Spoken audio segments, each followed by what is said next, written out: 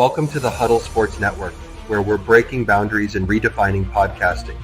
Broadcasting live on 6 different platforms, we're bringing you the latest in sports like never before.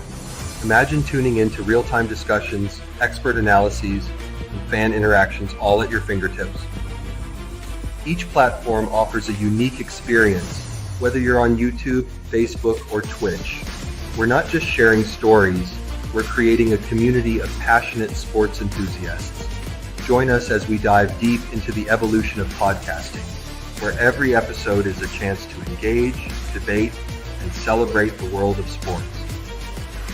This is where your voice matters and the game never stops. Welcome to the Huddle Sports Network, where we're breaking boundaries and redefining podcasting. Broadcasting live on 6 different platforms, we're bringing you the latest in sports like never before, where sports passion meets podcasting brilliance. I'm Mike, the Bear fan, and alongside Bill, the Packer fan, and our buddy Ken Catalone, we're bringing you an incredible lineup of 38 diverse podcasters. Each one brings their unique flavor to the table, covering everything from game analysis to behind-the-scenes stories. Imagine diving deep into the minds of experts who live and breathe football, sharing insights that you won't find anywhere else. Good morning, everybody, and welcome to WCFL DolFans Talk. Hope everyone has a great day today, and if you missed DCC yesterday, you missed a good time. Meanwhile, let's go ahead and bring on our co-host, starting off with Mr. Johnny O. What's up, Pop Paul? How are you, brother? I'm doing good. A little sore today, but I'm doing good. That 5K walk yesterday, huh? I didn't walk it, but just the walking around I did was enough to mess my ankle up some. Yeah, well, you walk more than 5K while you're there, so. Yeah. Let's go ahead and bring on our other co-host, Mr. Derek Simmons. Hey, good morning, Papa Paul. Good morning, Johnny O. What's up, Derek? How are you, brother? Oh, So doing good. Doing You real woke good. up early enough to join us this week. Yeah. I couldn't miss it. I was excited to see what's going on with DCC, and I was upset that I couldn't make it this year, and I got it marked on the calendar for next year because I'll be down there. So, Well, it's actually a good time. You get to meet a lot of people. I actually got to talk with Patrick Paul. yeah, I seen that. I was like, that's Patrick Paul? I'm like, that is so cool. And Sharon Neal and Quentin Bell. And then I got to talk with Zach Thomas, and I was sitting at the table with OJ, Terry Kirby, Sean Wooden, Sam Madison. So I had a good time talking with all them guys. Yeah, definitely seen with there with Thomas. I was like, man, Zach Thomas. I was so jealous. I was like, that I got to get down there. I was like, I have to get there. Well, I had a nice little talk with Zach Thomas, and I told him, I said, I know your life story. I said, I know how you got ran over as a little kid and you drowned and all that. He goes, you do know my life story. I said, yeah. I said, it would make a great movie. I said, being an underdog and all, it would make a great movie. And I said, I always shoot for the underdog. I told him, I said, you are my all-time favorite Dolphin. And I told him about the jersey I have that has the 5 inscriptions on it. And I said, he goes, bring it. He goes, we'll make a deal right now. I said, I'll be here next year. He goes, you bring it next year, and I'll put a Hall of Fame on it for you. That'd be awesome. Yeah, Zach is cool to talk to. I got to talk to him last year at the DCC, so. But, Zach would have to be my favorite all-time defensive player, and then obviously Marino's number 1. But I mean, I love Marino. Don't get me wrong, but Zach to me, because he was an underdog, and I've been considered. I've been considered an underdog all my life because, first of all, I was born a crippled. I was registered in the Crippled Society the day I was born, and it's just like Zach. Zach was always told he'll never make it in the NFL because he's too small. Well, he proved everybody wrong. He's an example of the true Rudy, like the one for the Notre Dame that had Notre Dame. He's an actual true, well, I think Rudy was true too, but he's went the farthest, Yeah, and I mean, that's why I love underdogs. I mean, and Zach to me is my biggest all time Dolphins favorite player. And he seems like he's willing to talk to everybody. He's so down to earth, and it's not like you try to talk to Marino, and it's like, how am I getting paid, to do this, to do that,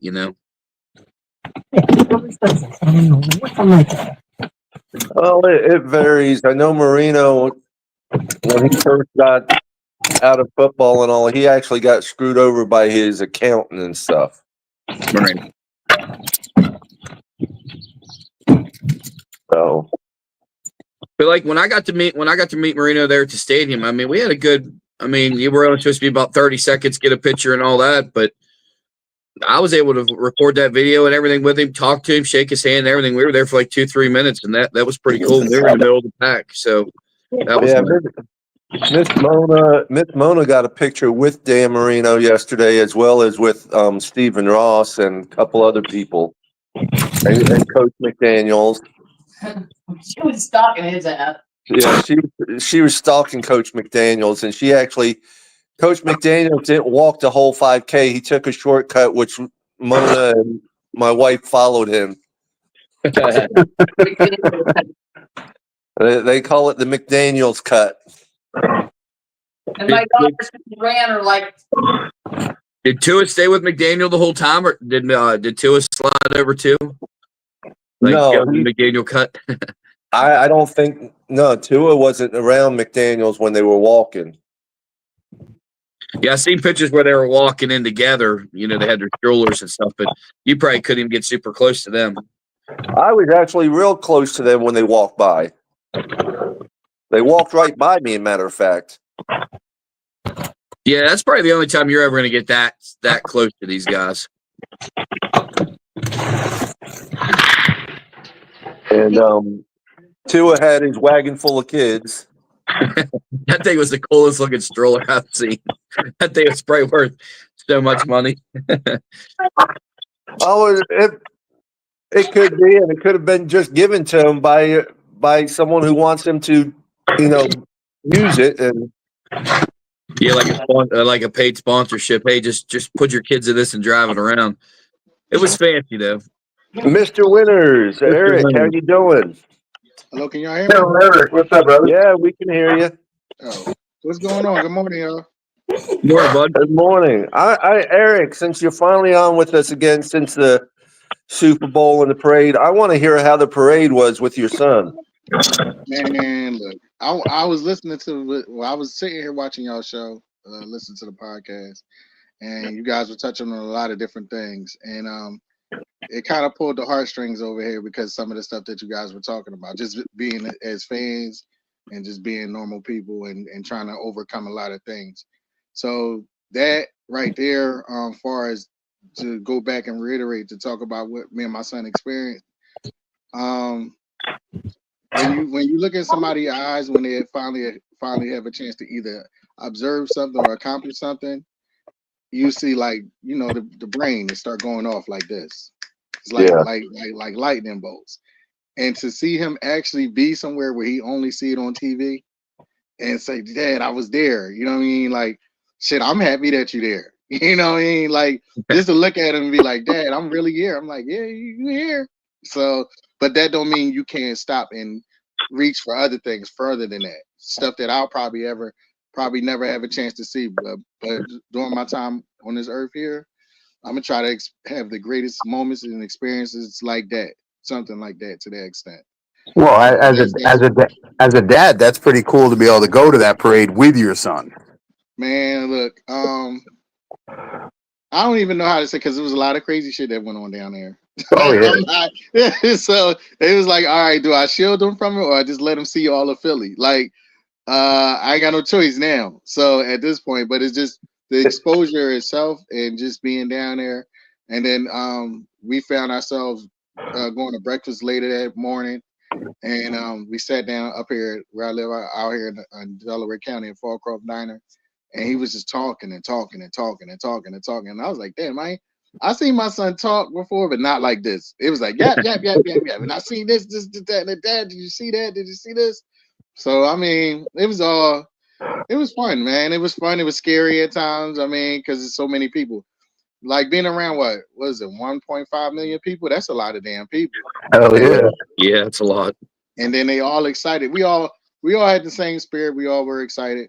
We all were jubilant towards just the event and however it all went. But at the end of the day, man, it was fun. It was fun to see. It was fun to experience. It was fun to deal with.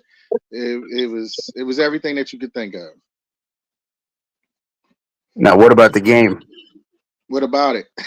Well, I know you're a Philly fan, but were you as bored as the rest of us? Nah, I wouldn't say. I think that was the greatest game I ever seen in my whole life, if you ask me, because I'm a fan. But Right. that's the same thing that I've been saying from day one since I met you guys. Big people beat up little people. Football isn't played until the snow hit the ground and the leaves hit the ground. And we finally had a chance to see that because of, let's just talk football. Because of what we saw with a makeshift offensive line could do throughout the season, don't mean that you bring that to the championship and think that's going to win you the game. And we all know that we had a guard playing tackle. His arms was entirely too short to be out there. And then as far as just the defense itself, you guys are way older than I am. So if you've seen the 85 Bears, I only heard of them. I only seen them on videos and stuff like that. Didn't watch the whole season. So my question to you is comparable to the 85 Bears season in the Super Bowl. Is that in a comparison or as far-fetched to even think that way? No, it's actually a good comparison. I mean, the 85 Bears were a nasty team, but I'll tell you what, Philly has got to be probably number 2 or 3 all-time defense playing in the Super Bowl. Yeah. Well, I'll take that.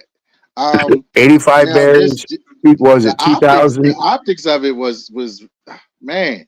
I don't want to sit here and be on here. Oh man, my team is the greatest. And did you see that ass whooping, like belt the ass and all of that? Nah, I want to hear from people on the outside looking in. Yes, it might have looked boring, but man, that shit was beautiful. That's like that jab or that right hook you can't stop. You see it coming, but it's coming. You know what I mean? Like, and the fact, huh? I was gonna say, I agree with you. I mean, that 4-man defense of line was unstoppable. They didn't have to blitz everybody at all. And as a fan, for a Philadelphia fan, yeah, that is something you want to see. That is what you love. And it was, I mean, I enjoyed the game because I didn't want Kansas City to win. Well, being part of the opportunity to end a three-peat is one thing. Hold on for 1 second, guys. He ready to talk. We have a foster child, and it's my adopted son, so he want to talk too. He hear me talking, so he want to talk too. So that if it's jumping in, just let me know if it's a little too loud. But No, it's good. The opportunity to end not one but two opportunities to create history, which the Philadelphia Eagles have done. That's the reason why I spoke and said that, you know what, that's one of the greatest games I've ever seen. Because not only did we end the opportunity for Tom Brady, we did the same thing for the Chiefs. And not like the first time around, because Tom Brady, we won by the skin of our teeth, man. Like Tom Brady's throwing the ball around the yard. I think he had like 500 yards throwing, damn near 1,000. It felt like.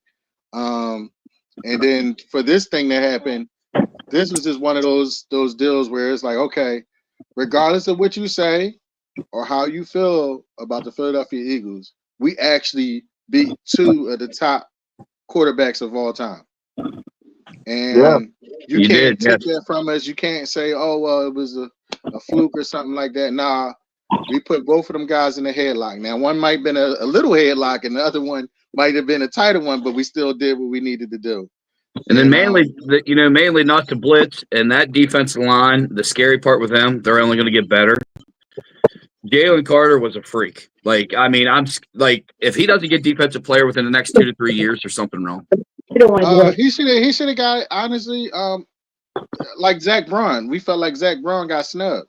He didn't even get mentioned. He was number 5 on the list as far as defensive player of the year. How's that even possible with everything that went on this year? Right. But he's just a new guy coming out of nowhere, and new guy, new places, trying to do new things.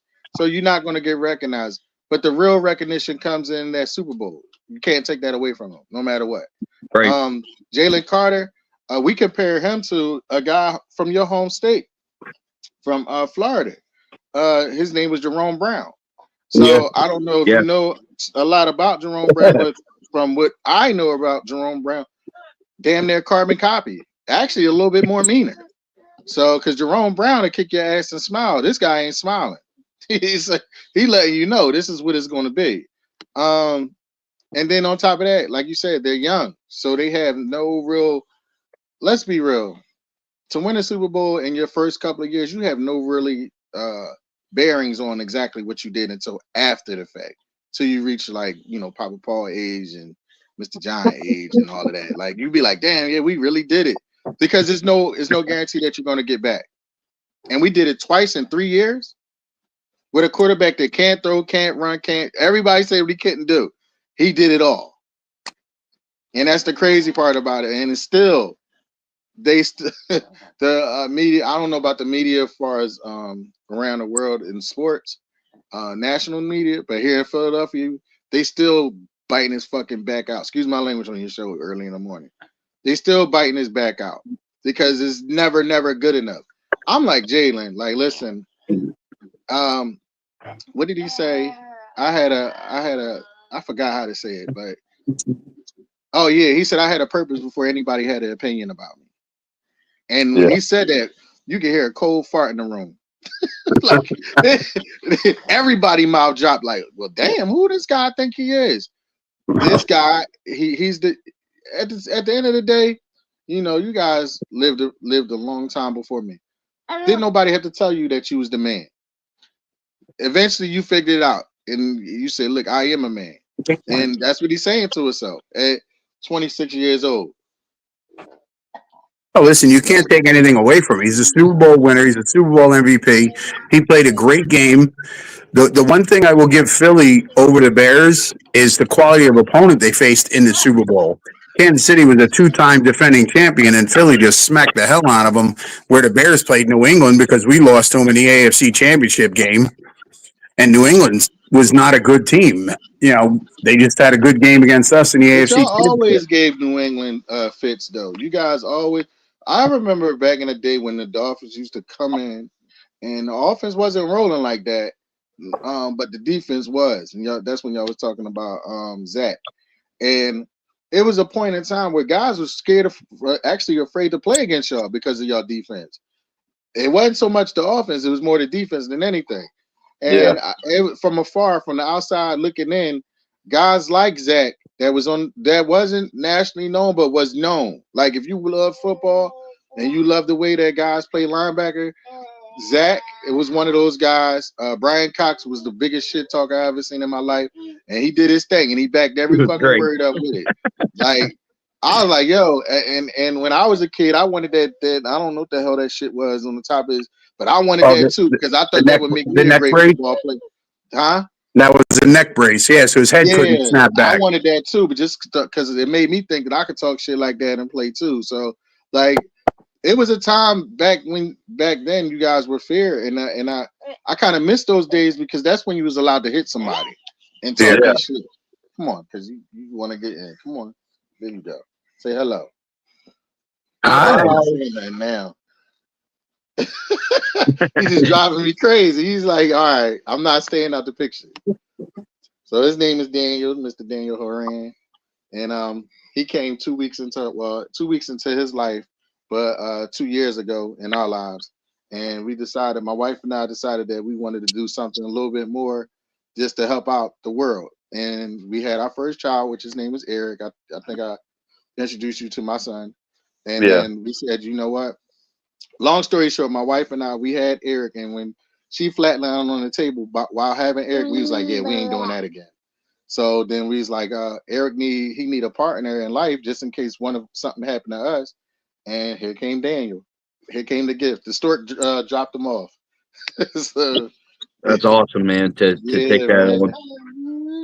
And he's driving me crazy, as you can see. It's always a good crazy with a lot of great. This is a great crazy because normally he at top of, his voice is at the top, you can hear him from the basement all the way upstairs. So he's just doing his thing. Yes, he's just doing his thing. It's very nice, seeing people who adopt and everything. That's a wonderful thing.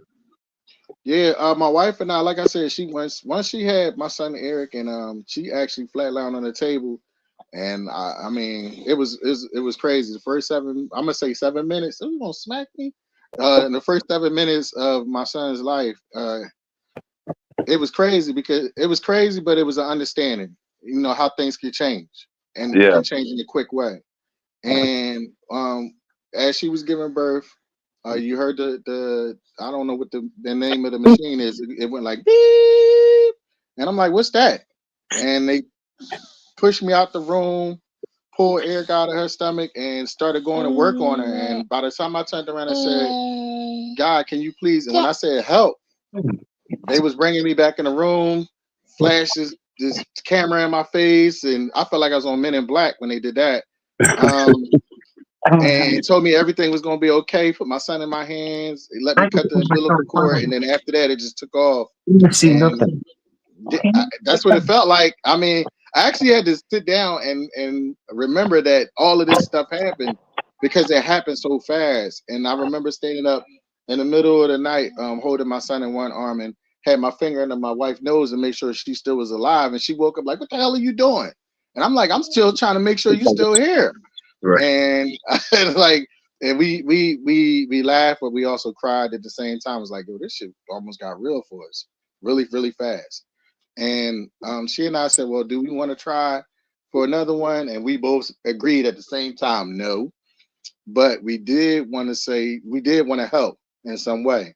So when she brought the idea of let's adopt, at first I was like, okay, we got one already. But then I kind of warmed up to it. And when I finally warmed up to it, you know how it is. When you say yeah, it's all go. If you got a wife, everything is going straight in a line. There's no slowing down or nothing. And then next thing you know, Daniel came into our lives. And his story is a story of what you guys were talking about, being determined, not understanding just exactly what you did, winning your own Super Bowls or small championships and things like that. Because your story may seem like a story, but it may seem like something that's world renowned for other people when they hear it. And this little guy right here, man, I remember the day they brought him to us. I think I must have cried. I felt like I cried the same day that my son Eric was born, because of his backstory. His backstory was one of those that there's no way in the world no kid could go through this in his first 2 weeks of life. Wow. But we got him. We got his back. And like we said, don't matter if he black, white, Chinese, it don't matter. As long as we surround him with love, that's all that matters. Exactly. Color don't mean anything. It's all about the family and love for each other. And I love the fact that although he knows his name, and I could call him and tell him, hey, Daniel, come here. But he loved the name Spaghetti. Don't ask me why. So listen, I me and my wife, we pretty big boned people, so we the meatballs and he the spaghetti. So that's what we call him, the little spaghetti. And he answered to it. Oh man. But enough about that. How did you guys feel about what you saw as just fans, not Dolphins fans, just football fans from my Philadelphia Eagles? Because I know you guys was like, oh, this shit is boring, but listen, on this side, I know how I felt. I want to know how you guys felt. Well, I had started saying it when we knew what the Super Bowl matchup was. I said if Philly plays the way they did against Washington, Kansas City had no shot, none, zero. So you saw it already then? Oh yeah, no, I was saying it that Monday after the two championship games. That Monday we had our podcast, and we were talking about it. And I said, if Philly plays the way they did against Washington, Kansas City does not have a shot. If Philly leaves them in the game and it comes down to the fourth quarter, then of course Kansas City has a shot because they always find a way to win games. Well, let me ask you where do you feel like they took over? Because I've watched it 2 or 3 times, far as the Super Bowl itself, and for the life of me, I cannot figure out what part of that game. Like most of the time when you watch certain games, you be like, okay, they took over right here, or is it because of this fumble, or is it because of this block, or something like that. What part of the game do you feel like that they took over? I think the first time they sacked Mahomes, and got to him, that was it. The game was in hand right there because they couldn't stop the defense, just the 4 guys. And the first time they got to him and saw that they could get to him, I think the game was over there. So you're saying just by him getting hit that one time, it pretty much exposed everybody? Everybody, because he couldn't move his feet fast enough. He couldn't get out of the way. Nobody was getting open quick enough for them to get rid of the ball. And the front 4 was just dominating. And I think when they got that first sack, that front 4 went, yep, it's our day. Mm. Yeah, he never seen four defensive linemen coming at it that quick all year long, and then he couldn't set his feet, he couldn't do anything. No, that's not true. That's not true because the Texans had him on the ropes. The Texans had him on the ropes. I mean, we did. I don't know if they had the same. The Texans were the Texans were blitzing. They were blitzing. They were blitzing. But this is just you guys did hardly any blitzing. It was just you guys had the line of the scrimmage so bad, like you guys were destroying them. They didn't know what to do. And then once Patrick got hit, after like you said, it was already a lot of the physicality right away, line of scrimmage. They were bullying them. But then once Patrick got hit, it was you knew it was over. Bullying them is an understatement. It was a couple of times I was like, yeah, they needed to get like that last hit that like I love Carter to death, but that last hit that he got on Pat, that last final one, I said, yeah, he's gonna get fined for that. Oh, I thought he might get suspended for that one. He launched his body into him, gave him everything he had. I mean, geez Louise.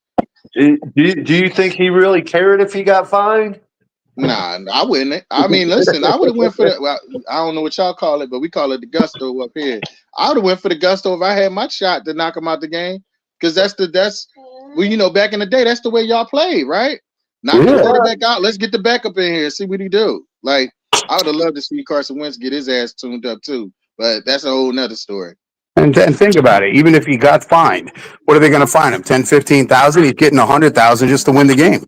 Well, they did find one of the players. I forgot his name. Young guy. He's a rookie. He got a sack and he did like the little arrow thing. So they fined him like $10,000.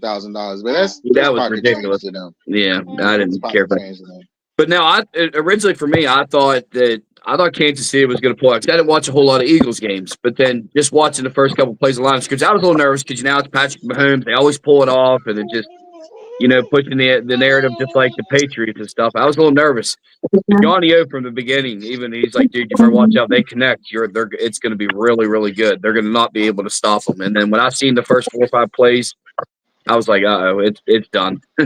There was the mention of the what was that? The 28-point lead that New England had against Atlanta. Atlanta. And they was bringing that up.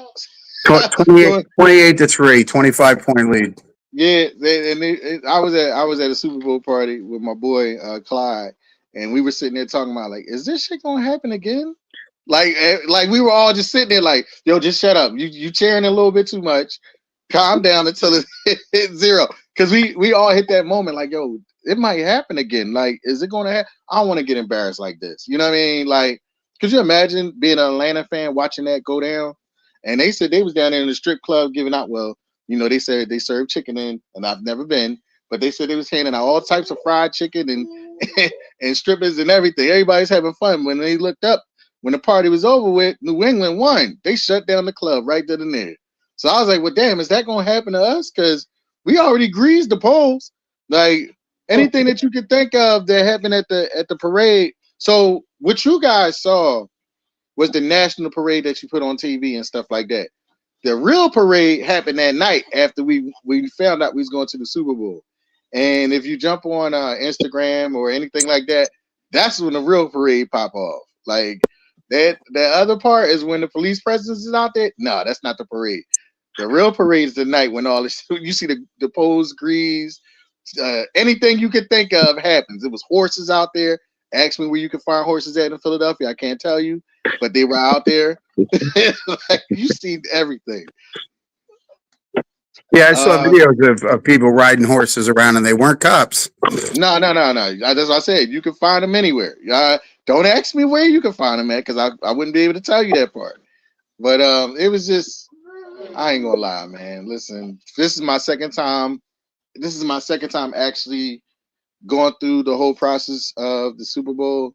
Because in 2017 was when my son Eric was born, and he was entirely too small to take him anywhere near there.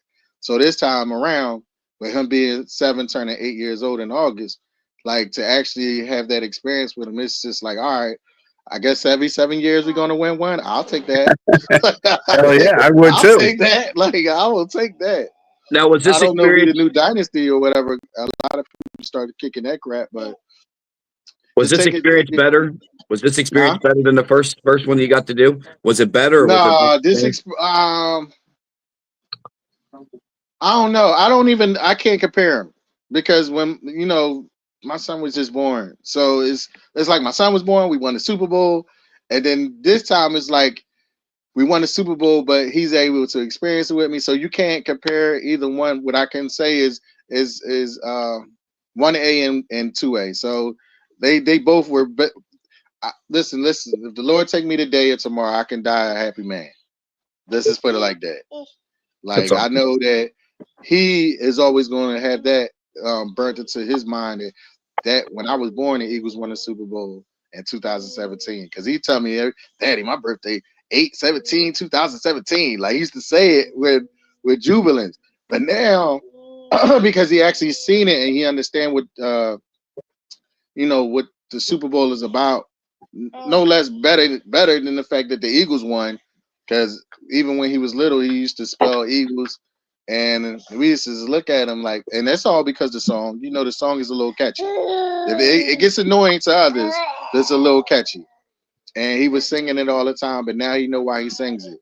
And like myself, when my father was alive, I didn't get a chance to actually enjoy that part of what the Eagles were, because Jerome Brown had passed away, and it kind of took our season from here to here. But my son, he understands why I'm happy when the Eagles win and why I'm damn near crying in tears when they lose, even if they do lose a game or two. But it is what it is. I mean, yeah, 1A and 2A. That's where I'm at with it. Oh yeah, there's nothing like that experience. I mean, I'm a Devils fan, and I got to take my boys to 3 parades in a 7-year period, and each parade was cool in itself, and how they handled it. And as they got older, they got to enjoy it more. So yeah, no, I get what you're saying. When you get to bring your kids, jealous though, aren't you a little jealous of them? Because it's like y'all came in when you guys were winning. I had to go through the mud and watch the Ray Cotites and the Rich. The Ray. God, what the hell is his name? I forgot his name. But Kotite, we had Ray Rhodes. Andy, when he first got here, we got our ass kicked. Like, I went through all of that time. And then my son, he comes in and we just automatic winners. Like, yeah, okay. You don't know. Like, all the tears and like, what the fucks? Watching the games and all of that. So well, see, your son has experienced like what Papa Paul and I did. When we were young, they won. They made it to a couple Super Bowls in the 80s and haven't been back since. So all the younger generation doesn't even know what it's like. Man, I remember when I was coming up, and I'm like, yo, who the hell is this guy?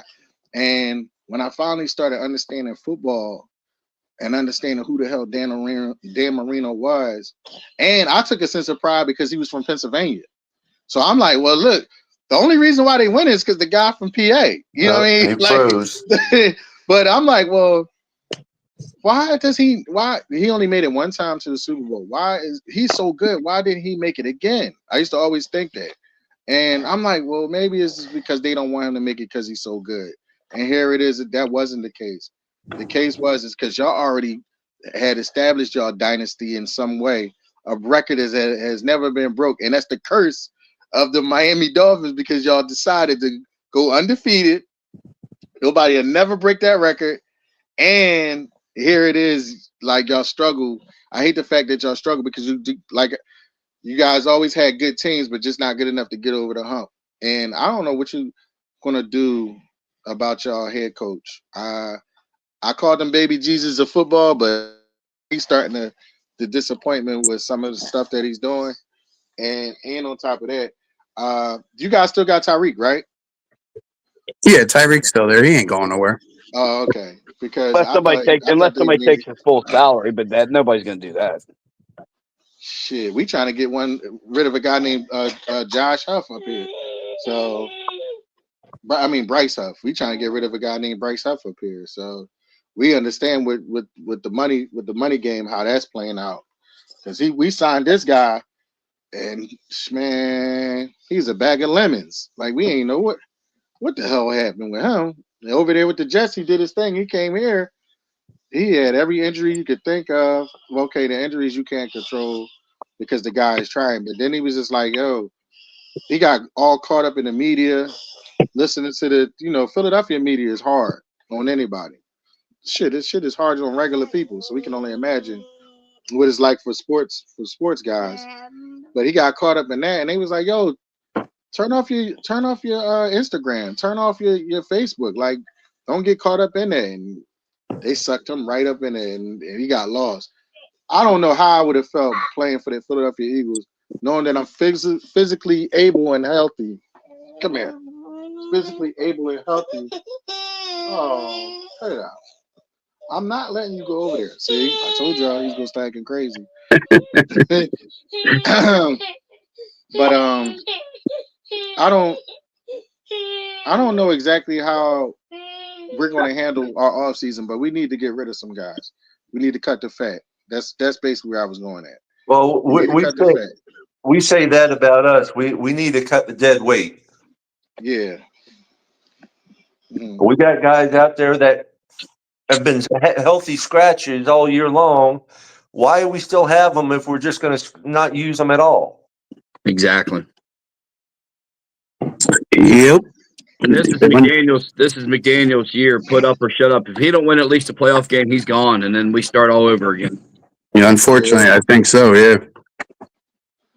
Yeah, that's what I said. I was kind of disappointed in him because I thought with him being the football mind that he is, and then being the type of coach that he is, a player's coach, that it would make it a lot more easier for you guys to transition. You okay? You okay? Oh, you want my attention. There you go. You see yourself? Because I got y'all on my phone, but I actually got y'all on the TV, so he can see himself. So he think he inside the TV. Like my son, one time I was on one of your podcasts, and my son was like, "Daddy, what TV show is that? So I can turn it on upstairs." So I'm like, "Nah, this ain't that." So, but look, I'm about to go because he's getting anxious. But it's always great talking with you guys, and I appreciate y'all so much for allowing me to be a part of y'all show. Oh, it's always great having you on, brother. Eric, it's a pleasure meeting you, man. You're great to talk to. I was like, man, that Eric guy, that's awesome that we got to meet him. I bragged you up. I was like, that guy's the coolest guy in the world. I want to meet that guy. Hey man, listen, I'm gonna tell you one thing. My sister, she say, because I'm a Gemini, she said, you love to talk, don't you? I'm like, I'll be trying to shut up, but this thing just keep on going. So, hey man, y'all take it easy, man. And I got y'all fans up. Go Birds! Fins up, brother. Fins up, Eric.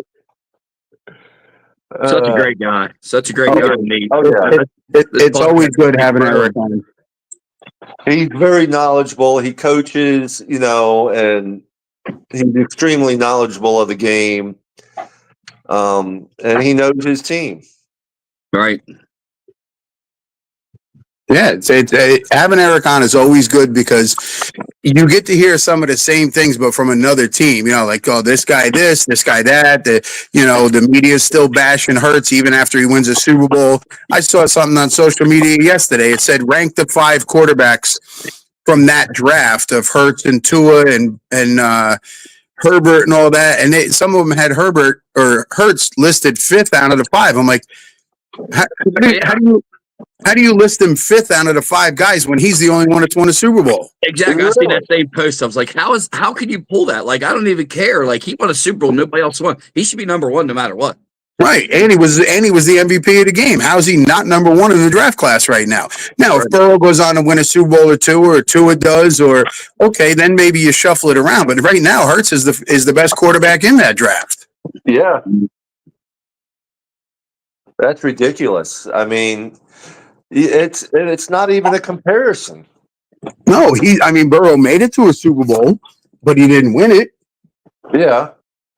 So to me, it's Hurts, then Burrow, then however you want to put the other 3, depending on who you root for and who you like, go ahead. But Hurts has to be number 1. He's the only one that's won it, and he was the MVP of the game. Exactly. I agree 100%.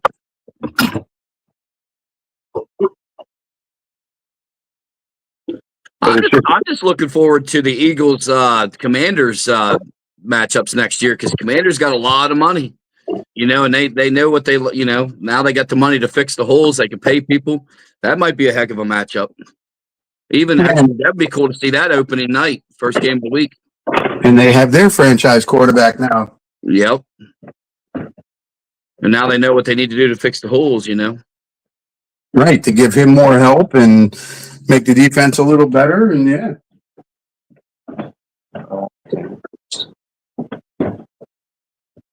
Paul, it's actually warming up here now. It's like 40 couple degrees. I'm actually gonna be able to cook on my griddle today. I'm gonna make some breakfast.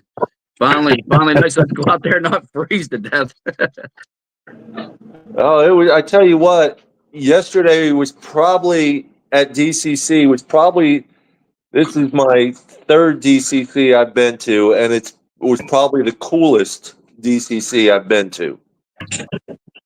What was that? What is that? Like 70 couple or 80? Well, it was in the 70s, low 70s, and it was very breezy. My wife goes, "Poor baby, I would love to be in that." Well, come on down. No way. We're picking you up next year. Me and you, we're going together. Plan on it. Unless the good Lord says I'm not. That's the only way. We're going. So, but yeah, the wind was so bad it gave a lot of the bikers a lot of problems too, though. I'm sure, yeah. They were fighting the wind at times. And that really wears you out too, and you got to fight, and you're going against the wind. And the wind was, they had some 30, 40 mile an hour gusts of wind. Oh wow, yeah. Then then it would definitely be a little chilly. Chilly and blowing you sideways, or if you're riding into it, it's that much harder. Yeah, that'd be difficult. Hey, Derek, boo Buffalo behind you. Huh? She turned her head. She ain't got any Buffalo stuff on today, which is good. Well, she's wearing red, so. We got Air Jordan on. She said she's legendary today, is what it says. So yeah, I to get her dad over here, he helped yesterday, and I always feed him pretty good. So I like to cook, and I'm like, hey, you come over early in the morning, I'll get up, I'll make you breakfast, and then we can go up there and rip these other rooms apart and start putting more drywall up today. So I feed him. He likes it when I feed him. So because he never eats. Well, that's the best kind of help. Yeah. And then he's pretty knowledgeable. Like I said, hopefully we're going to be able to get the electric done today up on the one room. So, but yeah, so what all goes on at DCC besides the rides and stuff? I think that they said there was a rock band, Third Eye Blind played. Was there anybody else? No, that they only have one band that plays, and that's after the last of the riders come in from the 99-mile bike ride. But they have a lot of free stuff. They have stuff for the kids going on there. They give away a lot of stuff. We got a real neat Miami Dolphin cooler bag just for filling out an information sheet. Oh, nice. On Lexus. But they give away. They have. If you ever done a 5K before, most of your 5Ks at the end of the 5K, you get like a banana, granola bar, maybe a water, something else. Here, they have Gatorade, they have water, they have full open bars, which is all included. They have full meals. Wow. You can eat, and you can get as much as you want to eat. Have a whole bunch of vendors. And they have a whole bunch of vendors that give away stuff, like Wawa's was there, and Wawa's gives away all their wrap goodies of muffins and cookies and pretzels and all that, as much as you want, and things like that. Wow. How do you have to have a certain, like, cause I've seen like up, like when you're walking by the stadium, the team store, and you go up top, there's all that executive suites. I seen some pictures with with Danny on the TPP. I guess they were up in there. Is that just exclusive, or did they open that up to where everybody can go up in there? That's for the heavy hitters, and the heavy hitters are the ones who raise $4,000 or more. Oh wow, okay. I was the wife and daughter and granddaughter and I, we were all lucky enough to go up there. Maria gave me tickets because she didn't stay around for it and all, so she gave me her tickets. Okay. And we were able to get up in there. Yeah, that seemed pretty cool. So. Yeah, that's where all the players go. It's the heavy hitters lounge. All the alumni and current players will go up and hang out up there. And if they come out from where they're at, you can talk to them and take pictures and get autographs. And so the heavy hitter lounge is pretty cool. It changed. It used to be in a tent. The last 2 years they moved it upstairs. Before that, it was in a tent, so it was a little easier to see the players and talk to them and get pictures. And one of my favorite stories is, it would have been 3 years ago, but 2 years ago for the DCC, I had brought a specific mini helmet that I wanted Zach Thomas to sign. And when he was done with the bike ride, I asked him if he could sign it. And he's like, "Nah, I can't do that. It's against my contract." And then he went in the heavy hitter tent, which I was in there, and he was sitting with Sean Wooden. So I went over and stuck my head in between Sean and Zach because I know Sean pretty good, and I was talking to him. And I asked Zach about the helmet again. He goes, "Listen, I can't sign it." So I took my phone out and I was showing him pictures of my living room. I said, "Dude, I'm just a collector. I'm not going to sell it. It just goes home with me." And he looks over his shoulder at me and goes, "Go get that fucking mini." So I ran back to the table and I got it and I handed it to him and he signed it. Zach Thomas Hall of Fame. He wasn't in yet, but he was going to be in. And then I said, "Listen, you want to make sure I can't sign it? Flip it over and write to Johnny." So he writes to Johnny Fins up on the other side. I said, "Now I can't sell it. I have to find somebody with the same name." Right. So yeah, he was very cool about it. I have it in the cabinet here. It's, I collect stuff. I'm not selling it. That's all I do is collect. My kids can sell it when I'm gone. And that's what a majority of it I collect. But like the Zach Thomas, I told him and I talked to him a good bit. And I told him about the jersey I have that has 5 inscriptions with all his stats on it and all. And then we made a deal. And he goes, "I'll be here next year." He goes, "You bring it down. I'll put Hall of Fame on it for you." Oh, nice. Can you see that? Yeah. That is one of 5. There's only 5 of these signed in the entire world. No. We had these made when we went out for Zach's induction. And then last year at the DCC, we got him to sign it. No. So there's only 5 of them like that in the entire world. Yeah, and that was the one thing you couldn't get on the track this year. Of course, they had the 5K and the bicycle finishing in the same area this time. And before we did the whole time being on the camera. So they had it divided into 3 lanes, really. Paul, how does that work? Like, say can you go under like one team name and then you raise $4,000, or is it $4,000 per person if you want to get up in that? Per person. You did it together. Do we have to raise 8,000? Yep. Yeah. And each person that raises 4,000, you get 2 tickets to the heavy hitter lounge. So each person does 4,000, gets 2 tickets. Yes. Yep. So even if me and you, if we put everything under you, Paul, then we could, we'd have 2 tickets. And me and you could go if I helped you raise or something, or vice versa. Yeah, exactly. I plan on doing a lot more this year than I did the last 2 years. Because I got a lot of stuff I really need to raffle off to raise money. And one of the first ones is going to be at the party. I have a framed Ricky Williams jersey that I'm going to raffle off with the party. I think it's trying to get in there to figure out how to start the process. You know what I mean? And I try to just learn under your umbrella, just stay right there. When you sign up, let's say you sign up Papa Paul's team when it starts in August, you can post that on Facebook. So it gives you a link where you can put it on your Facebook, your Twitter, your whatever, and other people can see it. And if they want to donate, they donate. Okay. And also there you can put incentives like you can put, okay, you donate for every $10 you donate, you get a ticket to this drawing. You can do incentives like that and things like that and have a drawing of your own for something. Okay.